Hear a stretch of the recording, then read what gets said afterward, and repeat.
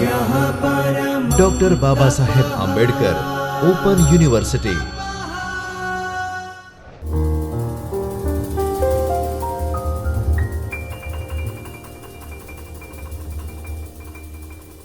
नमस्कार। Doctor Baba Saheb Ambedkar open university के चैतन्य studio से आप सभी का बहुत बहुत स्वागत है। बीए द्वितीय वर्ष में हिंदी अनिवार्य विषय के रूप में लेकर पढ़ने वाले छात्रों के लिए उनके HND कॉम 202 से तीसरी इकाई एकांकी सिकंदर पर आधारित ये व्याख्यानमाला आज शुरू हो रही है। ये 4 भागों में होगी। इस इकाई का लेखन मैंने स्वयं डॉक्टर अर्चना मिश्रा ने किया है और मैं ही इसकी दृश्य श्रव्य प्रस्तोता हूँ। मित्रों, इस व्याख्यानमाला का उद्देश्य लेखक भुवनेश्वर का साहित्यिक परिचय प्राप्त करना, सिकंदर एकांकी के मुख्य अंशों की व्याख्या को समझना, एकांकी सिकंदर का विश्लेषण करना और सिकंदर एकांकी की अभिनयता और मंचीयता की संभावना पर विचार करना है। हम मुख्य रूप से एक एक बिंदुओं को एक एक व्याख्यान में लेंगे। तो आज हम लेखक भुवनेश्वर का साहित्यिक परिचय प्राप्त करेंगे। भुवनेश्वर प्रसाद, वस्तुतः पूरा नाम उनका है भुवनेश्वर प्रसाद श्रीवास्तव। जन्म उनका 20 जून 1912 में हुआ है। 2 यहाँ पर कट गया है, आप अपने से जोड़ लीजिएगा। जून 1912 में उनका जन्म है और मृत्यु 1957 में है। जन्म स्थान उनका शाहजहांपुर उत्तर प्रदेश है। मित्रों, भुवनेश्वर प्रसाद श्रीवास्तव बहुत ही प्रखर प्रतिभा संपन्न थे। तीक्ष्ण बौद्धिकता उनके में थी और उन्होंने अपने छोटे से जीवन काल में जितना कुछ जो कुछ लिखा है वो वस्तुतः अपने समय से बहुत आगे का साहित्य था। उस समय उस तरह से सोचने वाला उनके सिवा लगभग कोई नहीं था और यही कारण था कि उनको समझ पाना उस समय दुरूह हो गया है। पाठकों को भी पाठक भी उनको उतना नहीं समझ पाए और पाठक उनके समकक्ष लेखक और विद्वान आलोचक भी उनको समझने में उस समय पूरी तरह से सक्षम नहीं हो सके थे। हिंदी के मूर्धन्य एकांकीकार के रूप में वो प्रतिष्ठित हैं। उन्होंने अब कई कहानी, कविता और आलोचना विधा में भी रचनाएं करी हैं और सभी उच्च कोटि की रचनाएं, उनकी कहानियां भी बहुत ही उच्च कोटि की कहानियां हैं। लेकिन एकांकी के लिए वो विशेष रूप से जाने और आज याद किए जाते हैं। उनके एकांकी कुल 23 एकांकियां हैं जो कि 1933 से 1957 उनकी मृत्यु के समय तक की है। इसकी पूरी सूची यहाँ पर उपलब्ध है, आप देख सकते हैं। ये आप अपने स्क्रीन पर आप इस सूची को देख करके उनकी कौन सी एकांकी है वो आप जान सकते हैं। वो किस वर्ष पहली बार प्रकाशित हुई ये भी उसके सामने दिया हुआ है, ये भी आप जान सकते हैं। कुल 23 एकांकी है उनकी। कहानी कम है, 8 ही हैं उनकी, लेकिन ये सभी बहुत ही उच्च कोटि की कहानियां हैं। और जब श्रेष्ठ कहानियों की, हिंदी कहानियों की बात होगी तो उसमें कई एक कहानियां हैं जो ली जा सकती हैं। विशेष रूप से भेड़िए को बहुत ही महत्व दिया गया है। भेड़िए उनकी सर्वश्रेष्ठ कहानी मानी जाती है। कविता उन्होंने अंग्रेजी में ज़्यादा लिखी है, हिंदी में कम लिखी है। जो भी लिखी है वो यहाँ पर सामने प्रस्तुत है। 3 कविताएं यहाँ पर दिख रही हैं। उन्होंने आलोचना भी बहुत मार्के की और बहुत उच्च कोटि की है। वो आलोचनाएं भी उनकी मृत्यु के बाद कुछ एक प्रकाशित हुई, कुछ उनके समय में। तो ये जो है उनकी आलोचनाएं या प्रतिक्रियाएं मतलब वो जो कुछ देखते थे, समझते थे, उस पर अपना जो मंतव्य देते थे उसको प्रतिक्रियाएं का नाम दिया है। तो इन 5 लेखों में कुछ उनकी आलोचना कोटि में आएंगी और कुछ प्रतिक्रिया कोटि में। मित्रों, सिकंदर का वाचन जो है आपको पहले कर लेना चाहिए। अगली बार जब हम बात करेंगे तो उसकी व्याख्या हम देखेंगे, सिकंदर की व्याख्या। तो उसके पहले आपको सिकंदर एकांकी का अच्छी तरह से वाचन अवश्य कर लेना चाहिए। तो वो ये QR कोड दिया है।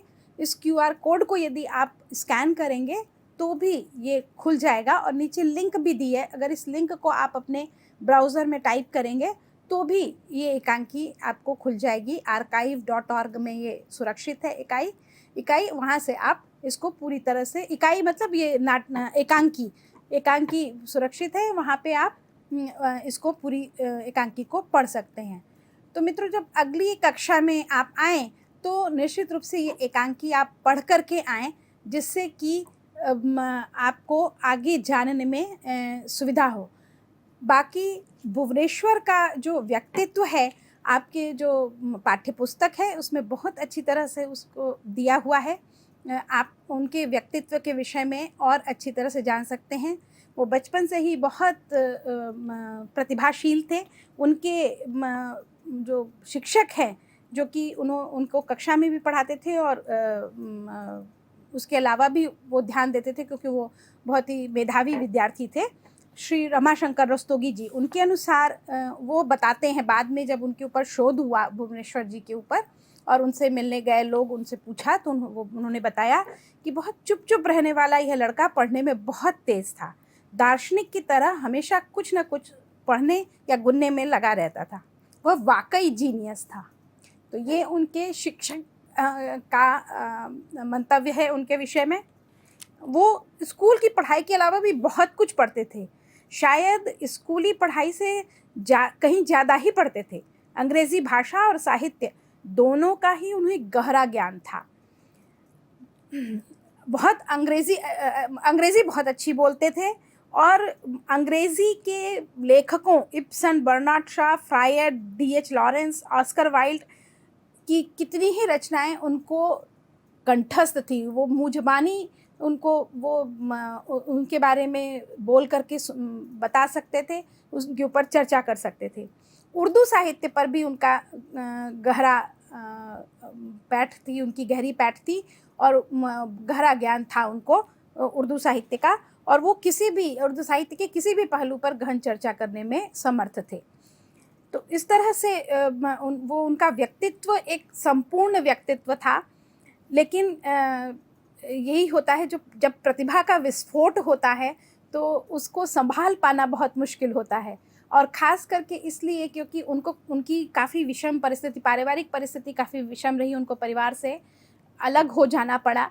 उनकी अपनी माता का देहांत हो गया, और जब विमाता आई तो उनके साथ सामंजस्य नहीं बन सका। इसके कारण वो अलग रहे। पिता के साथ भी संबंध बिगड़ गया, और पारिवारिक परेशानियों, और जो साथ के लोग हैं, जो बौद्धिक और साथ के लोग हैं, वो उनकी प्रतिभा से आतंकित एक तरह से हो जाया करते थे। तो उनके साथ चल पाने में या उनको समझ पाने में वो वस्तुतः अक्षम हो जाया करते थे। इस कारण भी परिस्थितियाँ विपरीत होती गईं। तो अपने मने धीरे धीरे उनकी जो मानसिक परिस्थिति थी, मानसिक उनका जो संतुलन था, वो बिगड़ता चला गया। वो बहुत नहीं, तो भी वो अंत तक लिखते रहे, और 1957 में उनकी आखिरी एकांकी प्रकाशित हुई, खामोशी, और उसी खामोशी के साथ ही वो खामोश हो गए थे। तो उन्होंने मतलब जो कुछ भी लिखा, और वो खामोशी भी अभी भी वो काफ़ी बने, जबकि उनका मानसिक संतुलन लगभग चला गया था, तब भी वो उस समय भी उन्होंने जो साहित्य सर्जन किया है वो उच्च कोटि का है। तो आप समझ सकते हैं कि उनमें कितनी प्रतिभा रही होगी। उनका अध्ययन गहन और चिंतन विपुल था। वो किसी भी पूर्वाग्रह या बंधी बधाई लीक से बिल्कुल मौलिक सोचते और लिखते थे। इसीलिए उन्होंने जिस भी विधा में लिखा उसमें एक नई जमीन तोड़ी, एक नया क्षितिज तलाशा, और उनकी रचनाएं वस्तुतः अपने समय से बहुत आगे की सोच रखती थी।